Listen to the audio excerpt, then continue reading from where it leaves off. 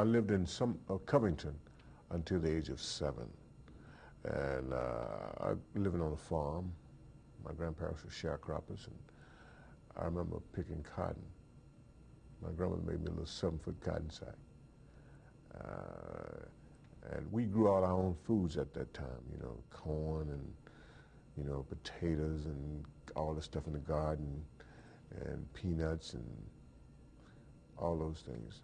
She would can them during the summer months and put them up. We'd live off them for the winter. And we, you know, our meats, we kill hogs, you know. Hog killing time like coldest day of the year when it would seem like it, you know. Neighbors came around, it was a community project.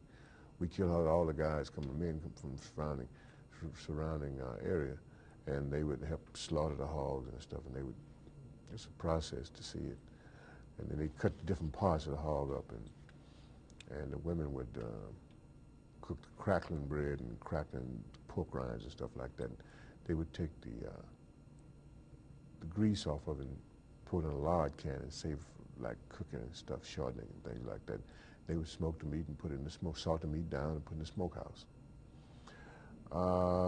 And then when we moved to the city, my uncles were saying, come to the city, you know, like living is better there.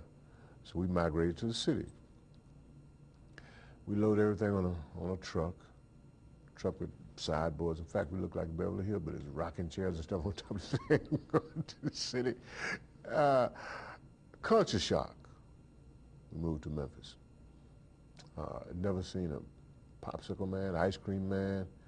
Never saw supermarkets. I mean, it was shock, man. Wow. Soda fountains, you know. And the amazing thing about it is that in the black communities, before integration, we had our own businesses. I remember the gentleman that owned the drugstore where the soda fountain was, a black guy. I remember he had a Lionel train back behind the counter. Kids go up there and watch that Lionel train, you know, go around. And the store, the grocery store, was owned by a Chinese guy, Paul Lee. I remember a place we lived in a neighborhood called New Chicago out in North Memphis. And the first house we lived in was on Weekly Circle, W-E-A-K-L-E-Y, 1244 Weekly Circle. Never forget that address. It was a duplex. We lived on one side, and my uncle lived in the other side, Uncle Arthur. And, you know, you knew about it on the street.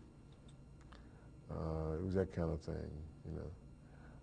It was a close-knit community, and, you know, that's when, like the saying goes, it takes a village to raise a child.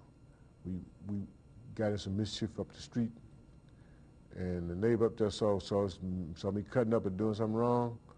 She whooped my butt and then marched me home. Miss Wade, I tear this butt. Well, I'm gonna get him, bring him on in here. Everybody looked after the kids, and it was a different time.